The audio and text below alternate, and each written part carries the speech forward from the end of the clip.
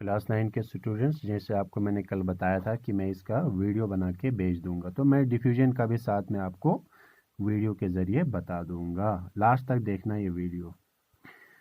तो बात करेंगे, आज का जो टॉपिक है वो है डिफ्यूजन। जैसे आपको मैंने कल उसके जो है वो नोट जो है भेज दिया था। ठीक है, डिफ्यूजन क्या है? डिफ्यूजन देखो, आपको मैंने जब पहले पढ़ाया था, ये पार्टिकल्स की कुछ खासियत होती हैं। क्या होती हैं खासियत? उसमें से एक खासियत मैंने आपको बताया था, वो डिफ्यूजन से रिलेट करता है। ठीक है, वो खासियत क्या थी? पार्टिकल्स की खासियत थी, particles of matter are constantly moving. Particles of matter हमेशा क्या करते रहते हैं? मूव करते रहते हैं। ठीक है, क्या करते रहते हैं? मूवमेंट। तो यहाँ डिफ्यूजन में जो है वो उसी से रिलेटेड है। ठीक है, अब मैं सिंपली ऐसे डिफाइन करूंगा। देखो, ऐसे मूवमेंट ऑफ पार्टिकल्स, मैंने वही तो बताया, मूवमेंट ऑफ पार्टिकल्स। पार्टिकल्स हमेशा मूवमेंट में रहते। मूवमेंट ऑफ पार्टिकल्स फ्रॉम है, यहाँ पे एक वर्ड ऐड करना है, फ्रॉम है रीजन ऑफ, आपको पता ही है, higher concentration to lower concentration. ठीक है, कहाँ से कहाँ मूव करते हैं? मूवमेंट ऑफ पार्टिकल्स जो होते हैं, जैसे मैंने आपको बताया, मैटर जो है वो छोटे छोटे पार्टिकल्स का बना हुआ है। ठीक है, ये पार्टिकल्स हमेशा क्या करते रहते हैं? मूव करते रहते हैं। लेकिन मूव करेंगे कहाँ से? जहाँ पे इनकी कंसंट्रेशन ज़्यादा होगी वहाँ से मूव करेंगे, जहाँ पे इनकी कंसंट्रेशन क्या है? कम है। ठीक है, तो इसी को हम कहेंगे, इसी को हम बोलते हैं डिफ्यूजन। डिफ्यूजन का मतलब आता है movement of particles from a region of higher concentration to lower concentration. अब एक बात है, इसमें डिफ्यूजन जो है ये तीनों स्टेटस ऑफ मैटर में होते हैं। ठीक है, इट टेक्स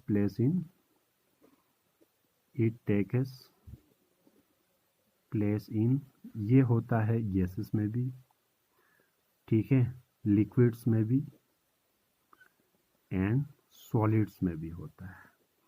उसकी बात करेंगे हम, तीनों में होगा। ठीक है, गैसेस में भी होगा, लिक्विड्स में भी होगा और सॉलिड्स में भी होगा। ठीक है, तो तीनों में होगा। अब हम एक एग्जांपल लेंगे, जैसे फॉर एग्जांपल पहले इसकी बात करेंगे हम, डिफ्यूजन इन गैसेस। डिफ्यूजन इन गैसेस, ठीक है। गैसेस का मैं आपको एक एग्जांपल बताऊंगा, हैं तो बहुत सारे एग्जांपल्स हैं। ठीक है, जैसे फॉर एग्जांपल एक घर के कोने में आप जो है अगरबत्ती जलाएंगे। ठीक है, क्या आप जो है एक अगरबत्ती तो देखा होगा आप लोगों ने। ठीक है, इंसेंस स्टिक। ठीक है, अगरबत्ती जलाएंगे आप। ठीक है, यहाँ पे किसी जगह पे घर के कोने में, तो क्या होती है, अगरबत्ती को जब हम जलाते हैं तो इसकी जो खुशबू जो होती है वो पूरे कमरे में क्या हो जाती है? फैल जाती है। तो डिफ्यूजन का मतलब होता है spreading out and mixing of A substance with another substance. ठीक है, स्प्रेडिंग आउट, इसके पार्टिकल्स जो होते हैं ये बिखर जाते हैं। ठीक है, यानी यहाँ बताया ना, मूवमेंट ऑफ पार्टिकल्स। ठीक है, अब यहाँ पे जलाएंगे तो यहाँ जो है इनकी कंसंट्रेशन क्या होगी? ज़्यादा होगी ना।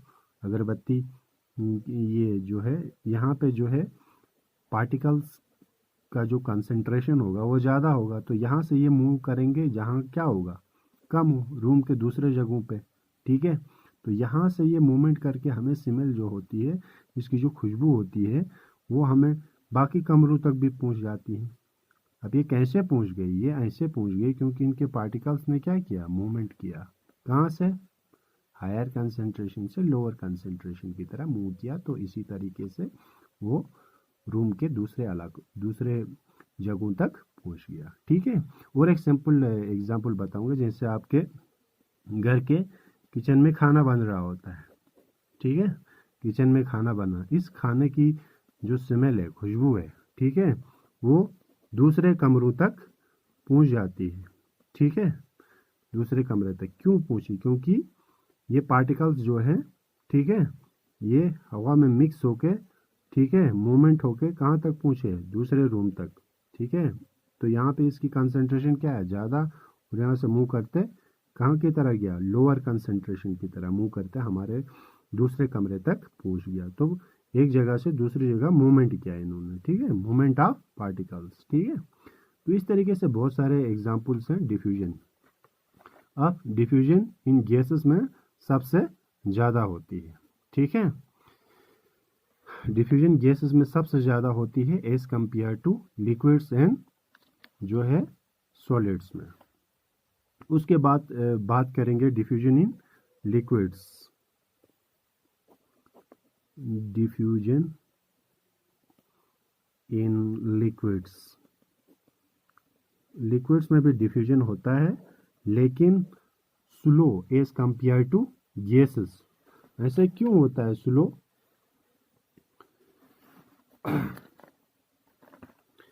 तो क्योंकि लिक्विड्स के जो पार्टिकल्स होते हैं वो स्लो मूव करते हैं एज कंपेयर टू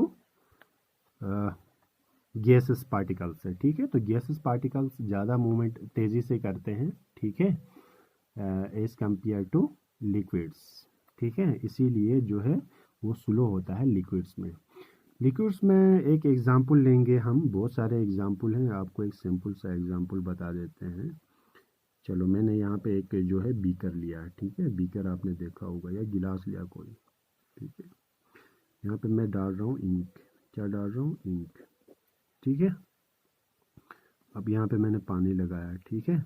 जब मैं यहाँ पे इंक का एक ड्रॉप डालूंगा यहाँ पे, तो इंक का जैसा भी कलर होगा, चाहे ये ब्लू है, तो ये जब मैं यहाँ पे एक ड्रॉप डालूंगा, ठीक है, तो धीरे धीरे ये पूरे इसमें क्या हो जाएगा, स्प्रेड हो जाएगा, फैल जाएगा, ठीक है, मूवमेंट करेगा, यानी इनके पार्टिकल्स मूवमेंट करेंगे तो पूरे बीकर में फैल जाएगा और पूरा पानी जो है वो क्या हो जाएगा, ब्लू हो जाएगा, ठीक है। अब ये इंक के पार्टिकल्स जो है पानी में, जैसे यहाँ पे कंसंट्रेशन ज़्यादा थी, ठीक है, जो ही डाल दिया तो यहाँ से ये फैल जाएगा, जहाँ पे कंसंट्रेशन क्या है, कम है, पूरा जो है बीकर जो है वो ब्लू हो जाएगा। तो पार्टिकल्स क्या हो गए, ये ब्लू क्यों हुआ पूरा, क्योंकि पार्टिकल्स ने क्या किया, मूवमेंट किया, ठीक है, पार्टिकल्स मूव हो गए, ठीक है। तो इसी वजह से पूरे बीकर में स्प्रेड हो गया, फैल गया, ठीक है, तो मूवमेंट ऑफ पार्टिकल की वजह से। ये एक एग्जांपल है इसमें, ठीक है, और भी बहुत सारे एग्जांपल्स हैं। अब हम बात करेंगे diffusion in solids.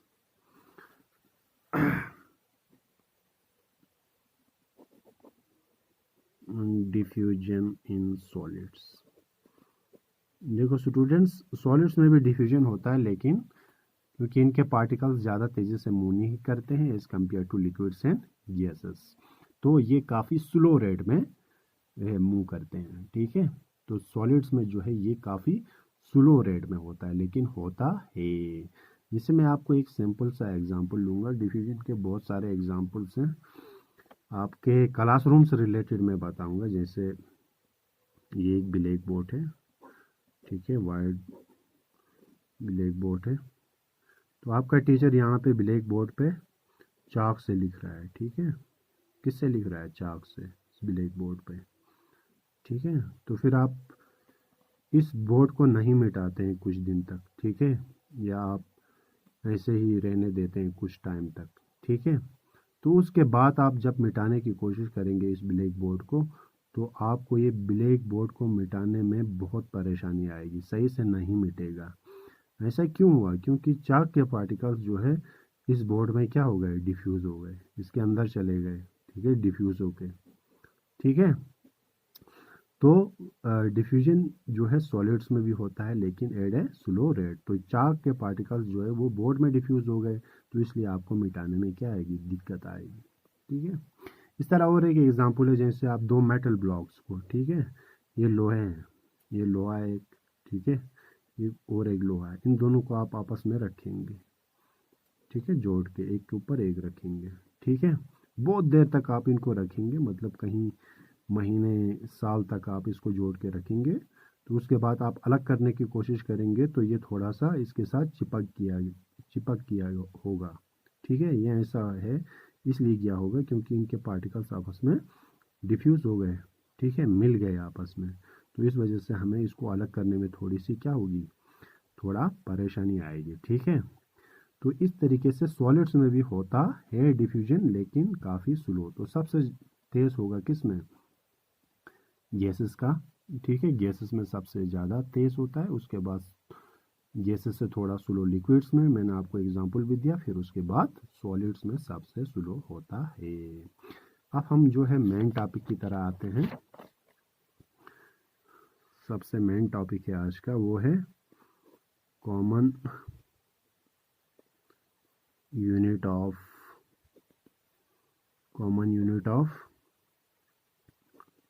Temperature and SI unit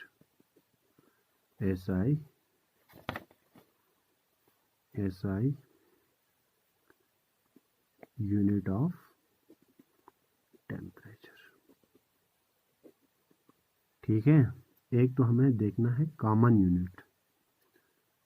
unit. ठीक है, टेम्परेचर का क्या है, और एक होता है SI यूनिट। क्या होता है, SI यूनिट। एक कॉमन यूनिट होता है टेम्परेचर का, और दूसरा, जैसे पहले हम बात करेंगे टेम्परेचर की।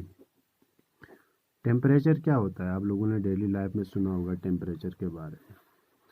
ठीक है, दर्जे हरारत। ठीक है, हम ऐसे डिफाइन करेंगे, the degree of hotness and coldness of a body.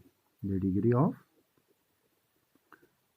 Sorry मैं यहाँ पे लिखने वाला हूँ, the degree of hotness and coldness of a body is call it temperature. तो टेम्परेचर से हमें ये पता चलता है, जैसे देखो मैं सिंपली बताऊंगा, किसी पानी में मैं हाथ लगाऊंगा। ठीक है, हाथ लगाऊंगा, मुझे पता चलेगा ये ठंडा है या गर्म है। ठीक है, लेकिन ये पता नहीं चलेगा मुझे कि ये कितना ठंडा है। ठीक है, कितना ठंडा है मैं गेस नहीं कर सकता हूँ। तो इसी तरीके से टेम्परेचर होता है, कोई चीज़ जो है कितना गर्म है और कितना सर्द है, तो वो एग्जैक्ट हमें बता देगा इसको मेजर करने से। तो लेकिन मैं टच से फील कर सकता हूँ ये हॉट है गर्म है, ठीक है, हॉट है या कोल्ड है, लेकिन मैं ये बता नहीं सकता हूँ कि ये कितना है। ठीक है, तो कितना है उसके लिए हमारे पास यूनिट हैं दो, एक कॉमन यूनिट होता है टेम्परेचर का। ठीक है, एक होता है SI यूनिट। ठीक है, तो इसके बारे में बात करेंगे, सबसे इम्पॉर्टेंट टॉपिक है ये, गौर से सुने, इसमें मैथमेटिकल कॉन्सेप्ट भी है, तो आपको न्यूमेरिकल क्वेश्चंस भी दे दूंगा। अब देखो, सबसे पहले हम बात करेंगे कॉमन यूनिट की। किसकी, कॉमन यूनिट ऑफ टेम्परेचर। एक होता है दोस्तों कॉमन यूनिट। ठीक है, जैसे कॉमन यूनिट ज़्यादातर आपने देखा होगा इसमें ये कॉमन यूनिट की बात करेंगे सबसे पहले। जैसे आपने ये नाम सुना होगा, मेल्टिंग पॉइंट, बॉइलिंग पॉइंट। किसी चीज़ का मेल्टिंग पॉइंट कितना होता है, बॉइलिंग पॉइंट कितना होता है। ठीक है, तो इसको हम मेजर करते हैं, जो कॉमन यूनिट है, कॉमन यूनिट CU लिखूंगा मैं शॉर्ट को। ठीक है, common unit of temperature is degree Celsius. क्या है, गौर से सुना,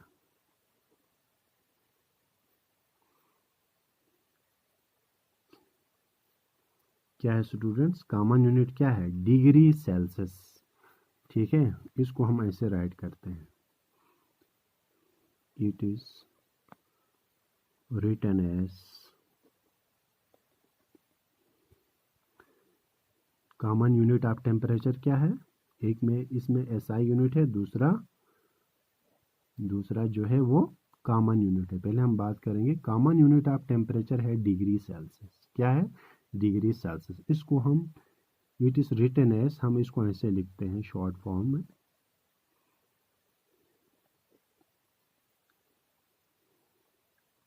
सी। ठीक है, सी का मतलब होता है सेल्सियस, ये जो ऊपर लगाया ये होता है डिग्री। तो ऐसे रीड करते हैं, इसको ऐसे लिखा जाता है। ठीक है, जैसे फॉर एग्जाम्पल किसी का मुझे लिखना होगा 48 डिग्री, तो मैं कैसे लिखूँगा 48 डिग्री।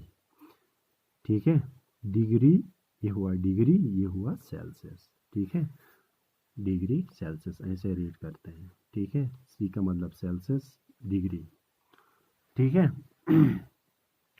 जैसे आप लोगों ने देखा होगा लेबोरेटरी में बहुत सारे थर्मामीटर्स होते हैं, उसके ऊपर जो है वो डिग्री सेल्सियस का मार्क लगा होता है। जैसे आपने सुना होगा, ठीक है, ये मेल्टिंग पॉइंट, मैं आपको अब बताऊंगा मेल्टिंग पॉइंट। मेल्टिंग पॉइंट क्या होता है? मेल्टिंग पॉइंट ऑफ आइस कितना होगा, कितने डिग्री पे आइस, ठीक है, आइस जो है वो मेल्ट हो जाता है, पिघल जाता है। तो 0 डिग्री पे कितना, हम इसको लिख सकते हैं 0 डिग्री सेल्सियस। कितना लिखने की ज़रूरत नहीं है, हम सीधा लिख सकते हैं 0 डिग्री सेल्सियस। क्लियर हुआ? तो मेल्टिंग पॉइंट ऑफ आइस क्या है? 0 डिग्री। इतने डिग्री पे आइस जो है वो मेल्ट हो जाएगा। अब है बॉइलिंग पॉइंट का नाम सुना होगा आपने, बॉइलिंग पॉइंट ऑफ वाटर। ठीक है, H2O फॉर्मूला है इसका वाटर का, क्या है बॉइलिंग पॉइंट? तो आप लोगों ने सुना होगा 100 डिग्री सेल्सियस। तो यहाँ आया ना डिग्री सेल्सियस, ये कॉमन यूनिट है। ठीक है, एक होता है SI यूनिट, उसकी अभी हम बात करेंगे बाद में। तो कितना है 100 डिग्री सेल्सियस। ठीक है, तो 100 डिग्री पे पानी जो है वो बॉयल हो जाता है, उबलता है कहने का मतलब। इससे हम वाटर का प्योरिटी भी चेक करते हैं। ठीक है, प्योरिटी का मतलब अगर पानी जो है 100 से अबव या 100 के नीचे जो है वो बॉयल करेगा, तो इससे ये भी पता चलता है कि पानी प्योर नहीं है। अगर पानी प्योर वाटर होगा तो वो एग्जैक्ट जो है 100 डिग्री सेल्सियस पे ही बॉयल करेगा। ठीक है, इससे प्योरिटी का भी पता चल जाता है। तो मेल्टिंग पॉइंट क्या है आइस का? 0 डिग्री। ठीक है, बॉइलिंग पॉइंट वाटर है 100 डिग्री सेल्सियस। तो ये हुआ सेल्सियस का। अब हम बात करेंगे SI यूनिट की। SI unit of temperature. SI unit क्या होता है स्टूडेंट्स? SI का मतलब पहले आपको मैं बताऊंगा। SI का मतलब होता है स्टैंडर्ड इंटरनेशनल यूनिट। ठीक है, तो अब हम बात करेंगे SI यूनिट की बात, स्टैंडर्ड इंटरनेशनल यूनिट।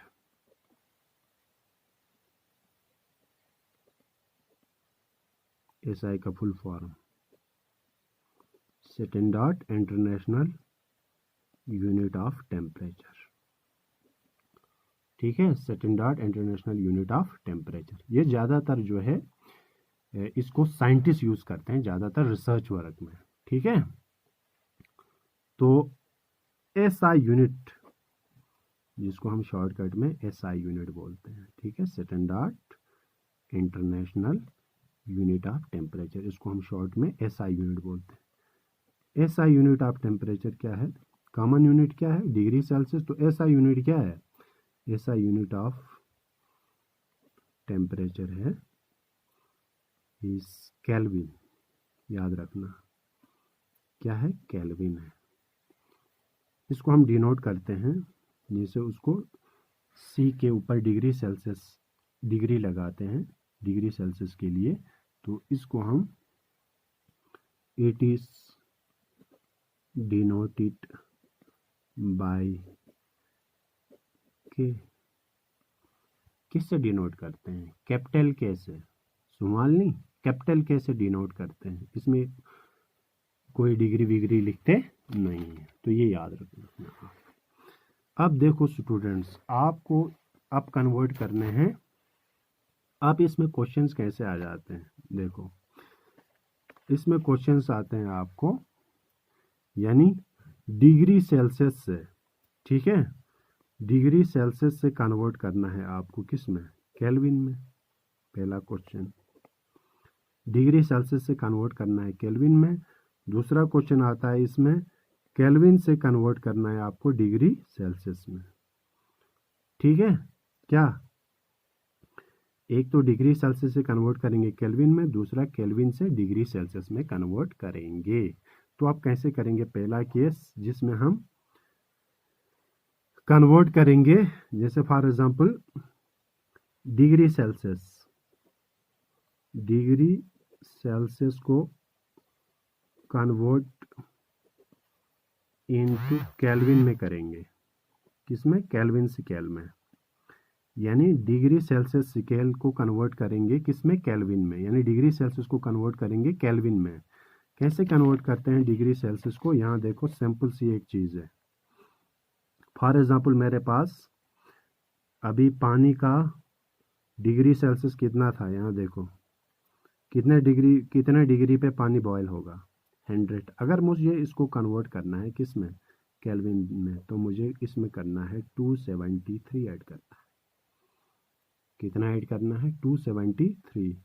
तो अब 273 ऐड करो इसमें, 273 प्लस 100 तो कितना हुआ, 373। लेकिन 373 किस में आया, कन्वर्ट किस में कर रहे हैं, केल्विन में, तो ये केल्विन में आएगा। समझ आया। तो याद रखो डिग्री सेल्सियस से अगर आपको केल्विन में कन्वर्ट करना है तो आपको प्लस करना है 273।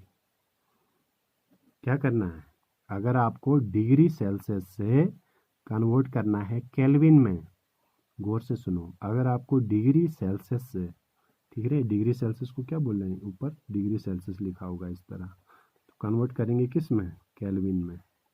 अगर आपको डिग्री सेल्सियस से केल्विन में कन्वर्ट करना है तो आपको 273 ऐड करना है। तो इसका 273 ऐड करेंगे तो इतने केल्विन पे पानी जो है वो बॉयल हो जाएगा, इतने केल्विन पे पानी बॉयल हो जाएगा। और एक एग्जांपल लूँगा आपको समझाने के लिए। फॉर एग्जांपल कन्वर्ट करो, फॉर एग्जांपल 50 डिग्री सेल्सियस, ठीक है, इसको कन्वर्ट करना है किस में, केल्विन में, तो कितना ऐड करना है, 273 करो, 273 3, ठीक है, 3 7 5 12, हाँ इतना ही आएगा, 323 केल्विन आएगा, ठीक है। तो डिग्री से अगर आपको केल्विन में कन्वर्ट करना है तो 273 प्लस करना है।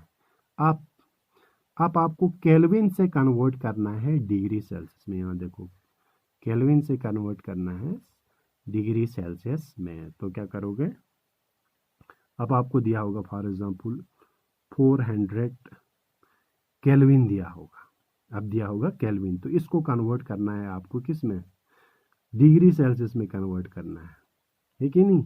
अब आपको यहाँ पे प्लस की जगह पे माइनस करना है, सिंपल है, ठीक है। तो इसको माइनस करो तो आपको आएगा, कितना आएगा, ये आप देखें, मुझे लगता है 80 127 आएगा, ठीक है, हाँ 127 आप आएगा डिग्री, क्योंकि मैं किस में कन्वर्ट कर रहा हूँ, यहाँ केल्विन था, इसको डिग्री में कन्वर्ट करता हूँ, ठीक है, तो माइनस करना है उस वक्त, ठीक है। तो केल्विन से अगर आप डिग्री सेल्सियस में कन्वर्ट कर रहे हैं तो उसको माइनस करना है। जैसे और एक फॉर एग्जांपल मेरे पास 300 केल्विन है, ठीक है, केल्विन है, केल्विन को सेल्सियस में कन्वर्ट करूँगा तो मुझे क्या करना है, माइनस करना है, 273 माइनस करो तो कितना आएगा, 27 डिग्री सेल्सियस। तो क्लियर हुआ। तो याद रखो डिग्री सेल्सियस से अगर आप कन्वर्ट करेंगे केल्विन में तो प्लस करना है, अगर केल्विन से सेल्सियस में आपको कन्वर्ट करना है तो माइनस करना है। तो आपके लिए मैं एक होमवर्क दे रहा हूँ, इस होमवर्क को आप अच्छे से कर लें और मुझे व्हाट्सएप पे जो है वो सेंड करें क्वेश्चन नंबर। ये देखो, ये मैंने आपको दिया हुआ है आपका होमवर्क। तो पहले किस में कन्वर्ट करना है? पहले सब दिए हैं डिग्री सेल्सियस में, इनको किस में कन्वर्ट करना है? देखो यहाँ पे दिया है 23, 47, 100, 0 डिग्री सेल्सियस, 147 डिग्री से, ये सब डिग्री सेल्सियस में। तो इसको कन्वर्ट करना है किस में? केल्विन में। ठीक है, नीचे क्या दिया है? इनको यहाँ पे केल्विन दिया है, केल्विन को कन्वर्ट करना है किस में? सेल्सियस स्केल में। क्वेश्चन नंबर 1 और क्वेश्चन नंबर 1 के 5 पार्ट्स हैं, ABCDE। क्वेश्चन नंबर 2 के 5 पार्ट्स हैं, ABCDE। तो ये सब मुझे करके पर्सनली मेरे व्हाट्सएप पे मुझे मैसेज करना अपना रोल नंबर और अपना नाम के साथ, मैं चेक करूँगा ये। ठीक है, तो आज के लिए इतना ही। ओके, अल्लाह हाफिज़।